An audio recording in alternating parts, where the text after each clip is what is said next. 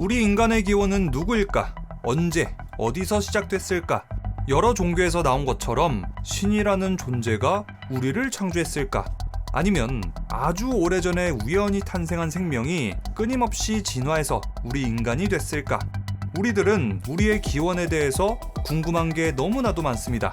우리 조상의 조상의 조상의 조상의 끝도 없이 올라가 보면은 최초의 조상이 나올 텐데, 이 최초의 조상은 과연 어떻게 시작됐을까?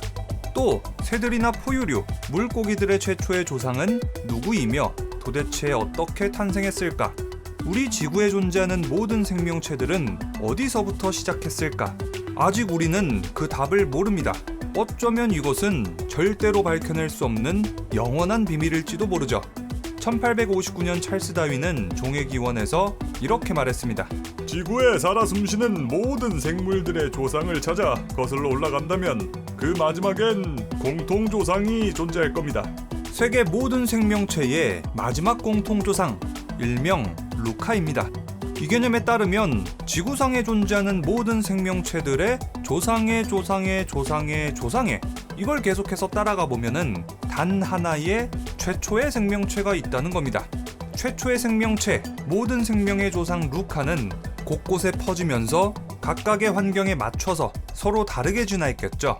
이렇게 서로 다르게 진화한 객체들은 또 다른 지역으로 퍼져서 또 그 환경에 맞춰서 진화하고 다시 한번 변화하고 또 이동해서 또 변화하고, 이게 계속 반복됐겠죠. 자, 이렇게 원래는 하나의 종이었던 루카가 환경에 따라서 그리고 시간이 오래 지나서 원숭이도 되고 고양이도 되고 독수리도 되고 돌고래도 되고 우리 인간이 됐을지도 모릅니다. 아니 부엉이 형, 아니 그 루카가 모든 생명의 기원이라는 건 알겠는데, 그러면 그 루카는 언제 어디서 어떻게 탄생한 거야? 루카도 최초라는 게 있을 거잖아. 이 최초의 생명은 도대체 어떻게 탄생했나? 과학자들은 아주 열심히 연구 중에 있는데 여러 가지 이론이 있지만 사실 모두 이론에 불과합니다. 신께서 모든 것을 만들었다는 창조론도 있고요.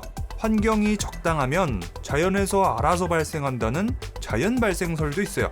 그런데 오늘은 범종설에 대해서 알아볼 겁니다. 최초의 생명 루카라는 존재는 마치 씨앗이 밭에 파종되듯이 우주에서 지구로 뿌려졌다는 이론이죠. 이 범종설을 최초로 언급한 사람은 바로 그리스의 철학자 아낙사고라스. 그는 자신의 저서에다가 이런 말을 실었습니다. 우주엔 아주 작은 씨앗이 수없이 흩어져 있으며 그것들이 조합돼 생명을 비롯한 만물이 태어날 겁니다. 그 이후 범종설을 정립한 사람은 1903년 노벨 화학상을 수상한 스웨덴의 과학자 스판테 아레니우스. 그는 이렇게 주장했습니다. 약 40억 년 전 우주 공간을 떠돌던 어떤 미생물이 있었을 터인데, 이 미생물은 어느 날 우연히 지구에 떨어졌을 것이외다. 이 미생물이 바로 지구에 뿌리내린 최초의 생명의 씨앗이며 이 씨앗이 우리 지구의 생명을 번성케 했을 것이외다. 스반테 아레니우스의 주장에 따르면 지구 생명체의 출시는 바로 외계라는 겁니다. 그리고 1981년 영국의 생물학자 프랜시스 크릭은 생명 그 자체라는 책을 발표하는데요. 이 책에서 그는 이렇게 주장했습니다. 외계에서 지구로 도달한 미생물들은 사실 외계의 고등 문명의 산물입니다. 이 미생물들은 수십억 년 전 우리보다 고등한 문명이 무인 우주선 머리 부분에 실어 보낸 것들입니다. 그들이 보낸 미생물이 원시 바다에 떨어져 증식했고 그것으로부터 지구의 생명이 시작됐습니다.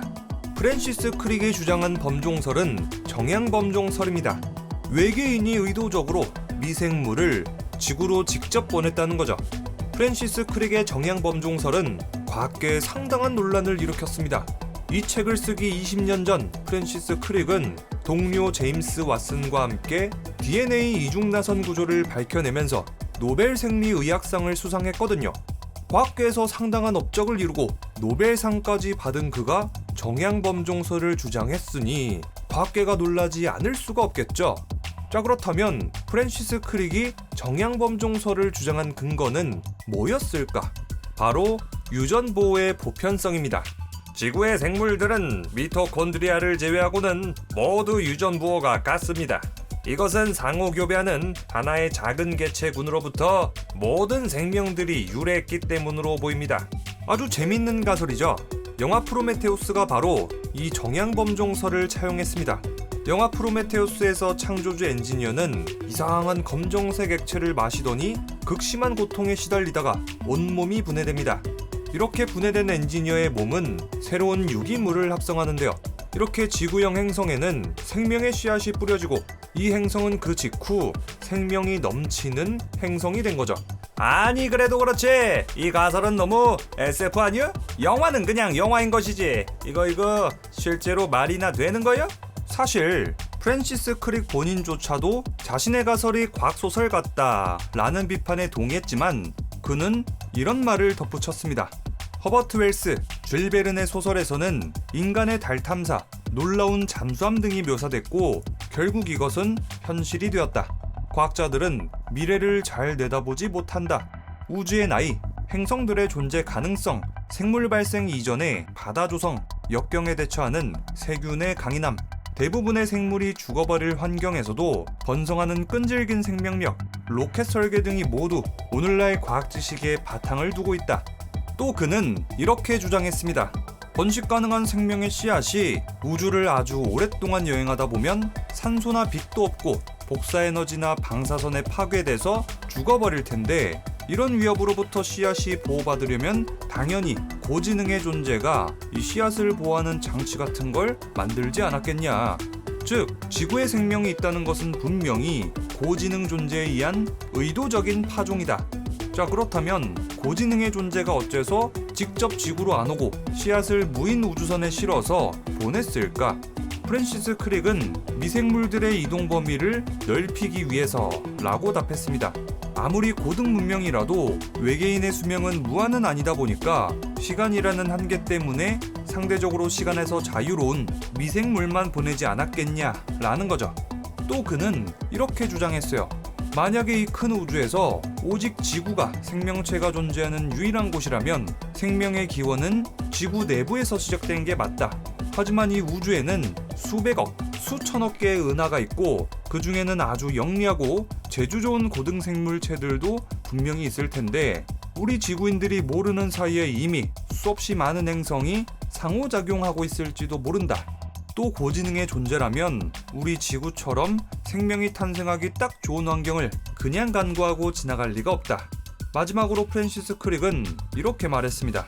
자신의 이런 주장이 아직 인간의 상상으로는 상당히 수준 높고 어렵기 때문에 우리들이 명확하게 이해하지 못하는 거고 그 때문에 비판이 많이 나오는 것이다. 자, 이 범종설을 들어보면 이 최초의 씨앗이 혜성이나 우주선 같은 데 실려가지고 아주 오랫동안 우주를 항해해야 되는데 그 오랜 시간 씨앗이 우주에서 생존할 수 있을까? 이게 중요하겠죠. 만약에 생존 자체가 불가능하다면 범종설은 성립이 안 되니까요. 1956년 미국의 과학자 아서 앤더슨은 통조림을 감마선으로 살균할 수 있는지를 실험했습니다. 그런데 앤더슨은 실험 도중에 이상한 현상을 발견했어요. 아니 이럴 수가. 분명히 통조림에다가 모든 생명체를 죽일 만큼 강한 방사선을 노출시켰는데 통조림이 상해버리다니. 통조림이 상했다는 게 뭐 어쨌길래 그럴까요? 이 통조림이 상했다는 거는 엄청난 방사선량에 노출됐음에도 불구하고 그 안에 있는 미생물들이 죽지 않고 생명 활동을 지속했다는 겁니다. 앤더슨의 조사 결과 이 미생물은 데이노코쿠스 라디오두란스로 밝혀졌습니다. 이 미생물은 방사성 폐기물을 분해하는 능력을 가졌고요. 지구상에 존재하는 생물체 중에 가장 강력한 방사선 저항성을 가지고 있죠. 이 정도로 강한 방사성 저항성을 가진다면 화성지 표면 30cm 이하에서 120만 년 이상을 버틸 수 있는 정도입니다. 자, 다음 실험도 한번 보죠. 2015년 일본 도쿄대 연구진은 지상 400km 위에 있는 국제우주정거장 외부 우주공간에 이 데이노코쿠스 라디오두란스를 외부에, 그러니까 우주공간에 노출시키는 실험을 진행했습니다. 그렇게 1년 후에 다시 회수해봤는데 놀랍게도 10% 정도는 이 미생물이 그대로 생존해 있는 거예요. 이 우주공간은 공기도 거의 없고 우주 방사선이 끊임없이 몰아치고 온도는 섭씨 영하 270도의 초고진공 상태. 그야말로 우주공간은 극악의 환경인데 이런 우주에서 미생물이 1년 넘게 살아남았다는 게 정말 신기한 일이죠. 이렇게 우주 공간에서 생존할 수 있는 미생물은 이 녀석 외에도 분명히 존재할 겁니다. 자, 만약에 해성 엄청 깊숙한 곳에 이런 미생물들이 있었다면 생존율도 올라가고 생존 기간도 훨씬 길어지겠죠. 자, 다음 연구도 살펴볼까요? 독일 쾰른 우주센터의 게르다 호르네크 박사 연구팀은 박테리아를 우주광선에 노출시키는 실험을 1994년, 97년, 그리고 99년 이렇게 3차례 진행했습니다. 호르네크 박사 연구팀은 고초균 포자 5천만 개를 열흘에서 15일 동안 우주에 노출시켰는데요. 날 것 그대로 노출한 실험에서는 거의 대부분 죽었는데 진흙이나 운석 등을 섞어서 노출한 실험에서는 5천만 개 중 10만 개가 생존했습니다. 즉 박테리아가 진흙이나 바위 같은 곳에 묻혀서 우주여행을 충분히 할 수 있다라는 게 입증된 거죠. 자, 이 미생물이 우주 공간에서 아주 오랜 시간 동안 살아남았다고 칩시다. 그런데 이 운석이 지구로 진입할 때는 또 다른 문제가 생겨요. 지구 대기권에 들어올 때 마찰이 일어나면서 엄청난 열이 발생한 거죠. 러시아 의생물학문제연구소의 블라디미르 시체프 박사는 2013년 과학위성 비오넴을 이용해서 미생물체 실험을 진행했습니다. 이 실험은 비오넴 위성의 바깥쪽 표면에 있는 보관 장치에 다양한 종류의 미생물을 넣고 나서 이 위성을 지구로 그대로 추락시키는 방식이었죠. 이 위성이 지구로 추락할 때 온도는 섭씨 수천 도까지 올라간 다음 지상에 그대로 추락했는데요. 여러 가지의 미생물들 중에서 열을 좋아하는 호열성 균주 1개가 살아남았다고 합니다. 이 실험 결과는 범종설에 더 큰 힘을 실어주는 또 하나의 증거가 되겠죠. 범종설의 단서는 하나 더 있어요. 1969년 호주 머치슨 마을에 운석이 떨어졌습니다. 당시 주민들은 운석이 떨어질 때 알코올 냄새가 났다, 고약한 냄새가 났다고 증언했습니다. 머치슨 운석에서 왜 이런 냄새가 났을까요? 그 이유는 바로 유기화합물 때문입니다. 나사가 이 운석을 가져와서 분석해보니까 이 운석에서 74종의 아미노산을 발견했습니다. 그리고 그 중에 6종은 지구 생명체의 단백질에 들어있는 아미노산이었습니다. 자, 그런데 이 범종설에는 여러 가지 반박이 나오고 있어요. 사실 범종설은 정설로는 받아들여지지 않는데요. 먼저 운석에 미생물이나 유기물질이 실려있다는 얘기부터 보죠. 과학자들은 이 물질들이 태양계를 만들었던 분자구름에서 합성됐다고 보고 있습니다. 그 분자구름들이 뭉쳐서 소행성이나 해성이 되는 건데 이 유기화합물이 운석에 있었다면 초기 지구라고는 없을 이유가 없다고 보는 거죠. 즉 생명 탄생 이전이라도 지구에는 아미노산을 비롯한 생명체 탄생에 필요한 물질들이 충분히 넘치게 있었을 거라는 얘기입니다. 현재 과학계에서 주류 가설은 원시지구에서의 유기물 합성입니다.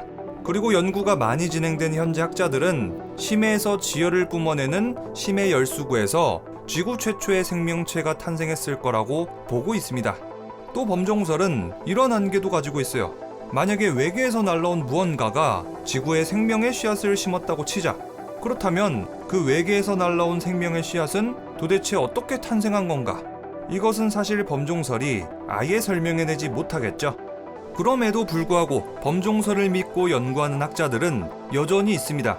이 범종설은 꾸준히 발전했는데요. 한 태양계에서 다른 태양계로 생물학적 물질이 퍼졌다는 성간 범종설, 행성 사이에 생물학적 물질이 퍼졌다는 행성간 범종설, 진보된 외계 문명에 의해서 씨앗이 의도적으로 확산됐다는 의도된 범종설 등 다양한 방향으로 확대됐죠. 과거 순수한 이론적 추측이었을 뿐이었던 범종설은 지금은 서서히 그 증거가 드러나고 있는 엄연한 학설 중 하나입니다. 우리 은하에서만 생명체가 서식 가능한 수천억 개의 행성이 있고 해성, 운석 등에 실려서 충분히 지구로 올 수 있다고 하니까 아주 터무니없는 가설은 아닙니다. 자, 생명의 기원에 대한 진실은 아직도 밝혀지지 않았습니다. 과연 우리는 지구 자체로부터 태어났을까? 아니면 우리는 우주에서 온 외계의 자식들일까? 어쩌면 이것은 영영 알 수 없을지도 모릅니다. 하지만 이것만큼은 분명히 알 수 있어요. 리뷰영이 채널은 영화 유튜브로 시작했고 그 근본이 영화니까 응당 영화 유튜버라고 부르는 게